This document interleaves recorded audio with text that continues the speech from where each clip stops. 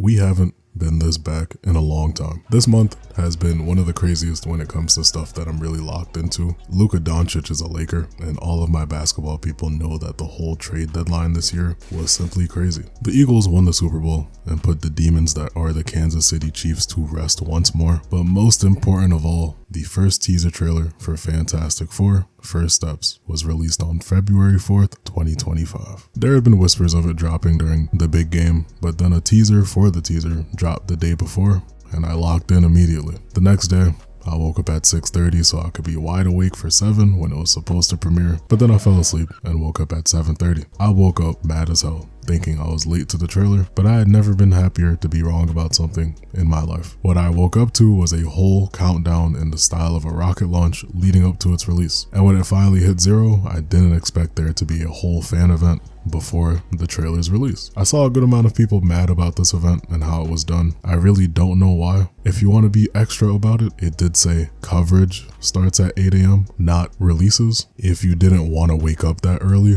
you really didn't have to. I always need me some Fantastic Four, so I was gonna wake up regardless. And I honestly don't see any reason to be mad at an event going right along with this release. Just like how Spider-Man Homecoming was, a homecoming for Spider-Man, being his first solo movie in the MCU, the Fantastic Four are finally debuting in the universe. And it's also just great to see the 4 members of the cast all together. Looking back a little over a year ago when this cast was officially announced with a Valentine's Day poster, after already going through all of those crazy rumors and seeing them doing their first bit of promo for the movie still feels a little surreal if I'm being honest. And look, the interview was awkward. There's no denying that. Asking Pedro the same question 2 times was a little crazy, but it was early, so I'll cut the interviewer some slack. Overall, I liked the event and the fact that it brought the kind of weight the Fantastic Four deserve. And nothing could have been better than them paying homage to this comic panel, then the button push that kicks off the whole trailer. So now that I've yapped enough about the lead up, let's just talk about this thing. Yo, when that screen faded to black, I lost all composure.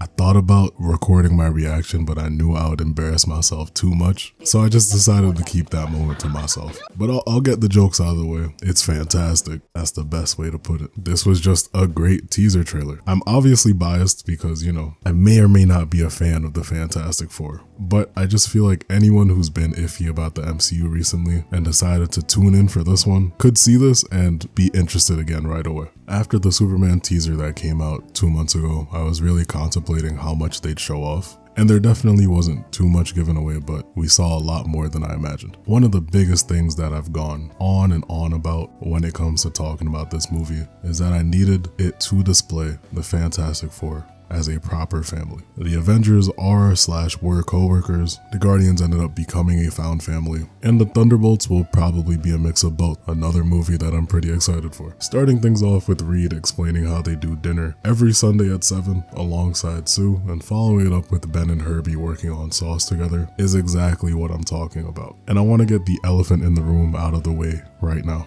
On first watch, seeing this rendition of The Thing caught me off guard so bad, I didn't even react to him at first. But once it clicked that I was actually seeing him on screen, I already knew I loved this design so much. I've been getting the sense that we'd gradually get more comic accurate looks in comic book projects, whether it be costumes or character design, and this right here is a giant step in the right direction. The brows, the sound of his hands when he claps, his eyes, which are a little uncanny. When I look at them too long, I think of the annoying orange, but I appreciate how realistic they are, and I wouldn't be surprised if they just digitally recreated Ebon Moss-Backrack's eyes for this. Some people don't like it somehow, and that's a little insane to me. You've got Michael Chiklis, which was for sure the best until this, but at the same time, pretty limited because of the practicality. Then there's the naked, fully CGI, 42 confirmed kill having thing from Fant Four Stick, which is really generic to me. There's nothing the Thing from Fantastic Four about this design. And of course you've got the 90s one that looks like something straight out of your nightmares. But this one is a mix of CGI and practical that you notice with the way he moves, and I think it's genuinely perfect. I've also seen people talk about his height, which has been funny because I've never thought of Ben being the same size of someone like the Hulk, for example. A lot of people fail to realize that these two characters, despite their larger than life statures, could not be any more different. Unlike the Hulk and Bruce Banner, there is no The Thing and Ben Grimm.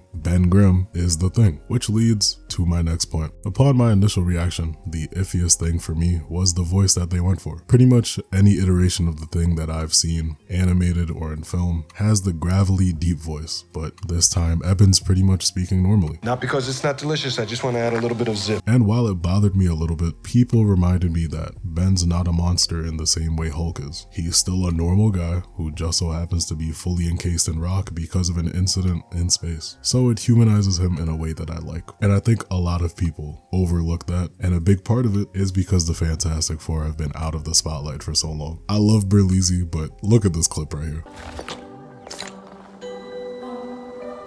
Did he just lick with a real human tongue? He was a human, Berlin.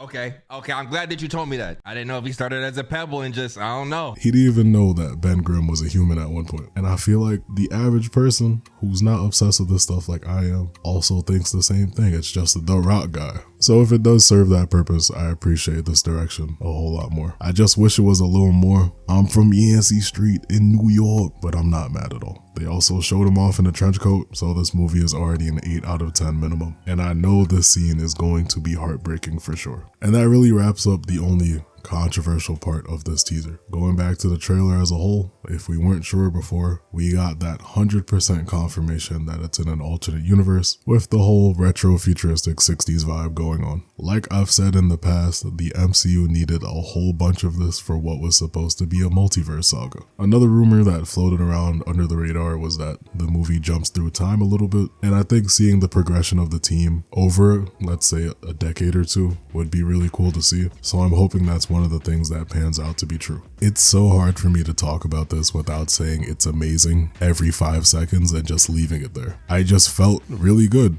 watching this teaser. The movie looks beautiful already. Some of the shots we see here really are just something else. Like, I was getting emotional seeing some of them. And I really do feel like the emotions are going to be pretty high in this movie. Aside from what looks like Ben still grappling with his new Rocky form, we're dealing with a Reed who's still feeling guilty about their incident in space. We're not too clued into how Johnny's feeling, but I'm sure he's dealing with some stuff too. And it just looks like Sue is trying to keep them all together. Throw Galactus into that mix and it seems like we're in for a pretty good story.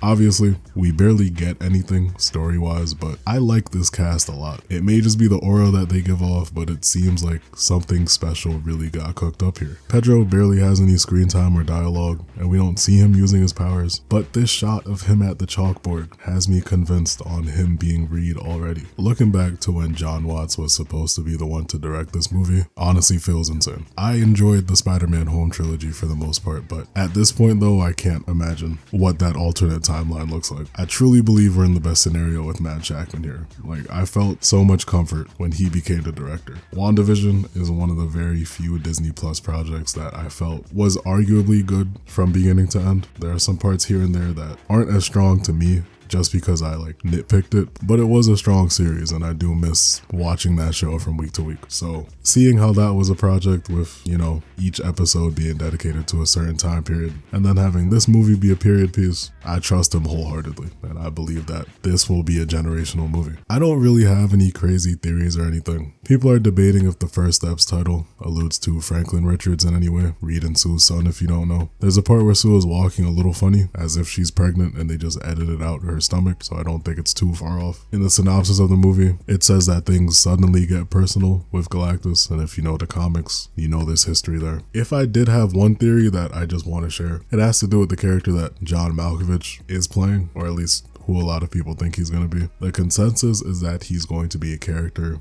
named Red Ghost, and I'll be completely honest with you, I had no idea who this guy was until people brought him up. He's basically an older Fantastic Four villain who tried to recreate the incident in space that gave him and his monkey companions powers. I'm not getting into all of that. In addition to this, a good while back, through a secret QR code in this error message here, Marvel linked some of the comics that should help the unfamiliar be fully prepared for this movie. There's the very first Fantastic Four issue, some of the issues with Galactus, one about Silver Surfer, and another another one, which is the one I want to talk about, and that is the very first issue of Fantastic Four Life Story. The Life Story comics basically take our heroes like Spider-Man or the Fantastic Four in this example and show them as if they age normally, with each issue focusing on a certain decade. A big part of Life Story was the fact that Galactus was kind of this inevitable figure that loomed over Reed's head, and if I remember correctly, the very first time he gets a vision of Galactus is when they went on the mission that ended up giving them their powers. So with the rumors that this movie kind of jumps around in time and John Malkovich supposedly being Red Ghost, I believe that that aspect of Galactus being this kind of vision that Reed sees carries over into the movie. And I also think Red Ghost, in trying to recreate the incident, also sees Galactus, and he might be the one who warns the team about it, or Reed tries to talk to him to get some kind of advice with how to deal with Galactus. I don't know. If I'm completely wrong, so be it. If it ends up being true, I'll feel like him. Aside from that, the best way I can describe my feelings as we wait for July is just curious and excited. I'm curious to see whether this is a pretty self-contained story or if it just goes big and beyond. I'm talking like allusions to the Council of Reeds, them showing up in the main MCU by the end of it, I don't know. Since this is the last movie before Doomsday comes out next year, I have no idea if they're gonna allude to RDJ's Doom in any shape or form. There's this mysterious figure whose face was hidden in a photo from the rap party for the movie initially. Some people think it's RDJ because you see a little facial hair for the part that isn't blurred. In the same way Thor Ragnarok's ending ripped us right into Infinity War, I have a feeling that this movie might be the same case, but I could also be wrong. And part of me does hope I'm wrong,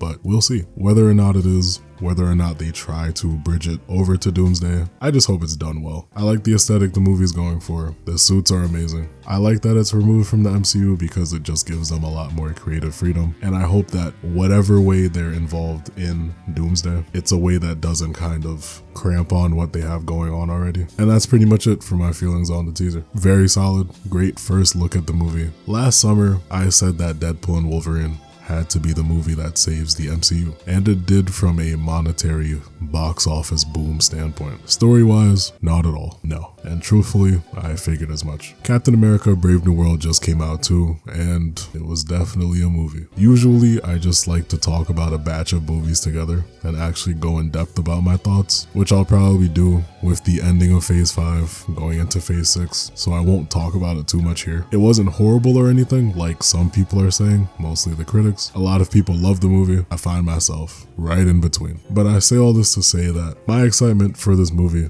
is no secret. And part of why I'm so excited is because I feel like it carves out a perfect road for the MCU going forward, so long as it succeeds. I've been waiting for it for 5 years, if not longer, because sometimes it feels like I've been waiting for this for a lifetime. And now knowing that it's not only real, but only a few months away, makes me feel emotional, I gotta be honest. It's a beautiful time to be a Fantastic Four fan, especially when something like this didn't seem possible a couple years ago. Between this movie and Marvel Rivals, which has already helped launch them back into a bigger spotlight, I have such a love and hate relationship for that game, by the way, but that's for another day. This year is looking like the time where they get catapulted back to where they were once upon a time. Not too long ago, I just found out there's a Fantastic Four themed IMAX countdown getting shown in some theaters, and it's all crazy. I know 2023 me is just happy that they're getting their flowers from the public once again. Kevin, I never doubted you for real. I know I've been a little critical of the MCU lately, but I promise you can still slide the tickets to the premiere. I will take the best care of them. I would dress up for it like it's my wedding day, man. I've never needed a movie this bad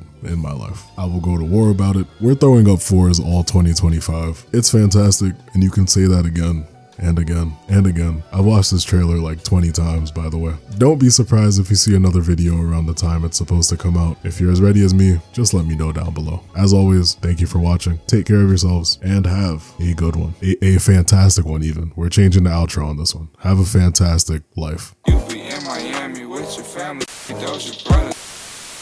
Yeah. My granny called, she said, Travis, you work too hard. Don't worry, you forget about me.